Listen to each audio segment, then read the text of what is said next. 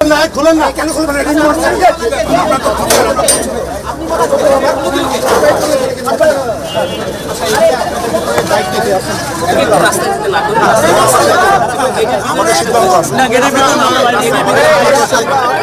যে হত্যাকাণ্ড ঘটেছে আমার ধারণা এই ধরনের কোনো ইস্যু নিয়ে পৃথিবীর ইতিহাসে এই ধরনের কোনো হত্যাকাণ্ডের নজির নেই। আমাদের শিক্ষার্থীরা যখন রাজপথে মরছে আমরা তখন ঘরে বসে থাকতে পারি না। এই সেনাবাহিনী যারা এসেছে তারা ইউএনএ সেনাবাহিনী, তারা বাংলাদেশের সেনাবাহিনী হতে পারে না। কারণ তারা ইউএনএ আফ্রিকার জঙ্গলে তারা সন্ত্রাসীদেরকে যেভাবে গুলি করে মেরেছে, আমাদের শিক্ষার্থীদেরকে সেভাবে তারা গুলি করে হত্যা করেছে। আমরা কোনোভাবে এটা মানি না। আপনারা সবাই জানেন যে গত এক সপ্তাহে দেশে কী ধরনের ঘটনা ঘটেছে আর কি। 6 বছরের শিশু থেকে শুরু করে কিশোর, তরুণ, যুবক একেবারে ইনডিসক্রিমিনেট কিলিংয়ের শিকার হয়েছে। যে হত্যাকাণ্ড ঘটেছে আমার ধারণা এই ধরনের কোনো ইস্যু নিয়ে পৃথিবীর ইতিহাসে এই ধরনের কোনো হত্যাকাণ্ডের নজির নেই আর কি। তো আমরা এই হত্যাকাণ্ডের মানে এইটার নিন্দা জানানোর ভাষা আমাদের নেই।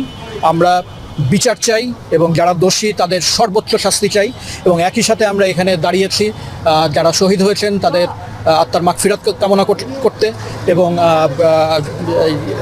যে কি বলে আমাদের ছাত্র সমাজের যে ন্যায়সঙ্গত যে 9 দফা দাবি আছে সেই দাবির সাথে আমরা সম্পূর্ণ একাত্মতা ঘোষণা করার জন্য এখানে দাঁড়িয়েছি। আমরা মনে করি ছাত্রদের ন্যায়সঙ্গত যে কোনো ইস্যুতে শিক্ষকদের একাত্মতা ঘোষণা করা উচিত। এই কাজটা করতে আমরা অনেক দেরি করে ফেলেছি, কিন্তু আমরা এই কাজটা করতে চাই এবং ঠিক মতো করতে চাই।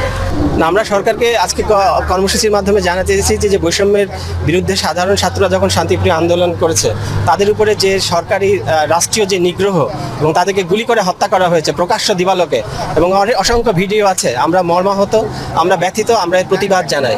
আমাদের শিক্ষার্থীরা যখন রাজপথে মরছে আমরা তখন ঘরে বসে থাকতে পারি না। আজকে তাদের প্রতি একাত্মতা জানাতে আমরা রাজপথে এসেছি।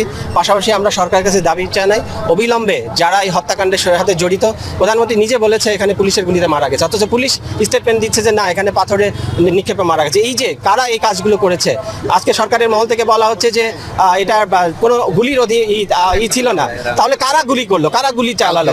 এটা কি অন্য কোনো শক্তি এসে গুলি চালানোর নির্দেশ দিয়েছে? এটা খুঁজে বের করা হোক।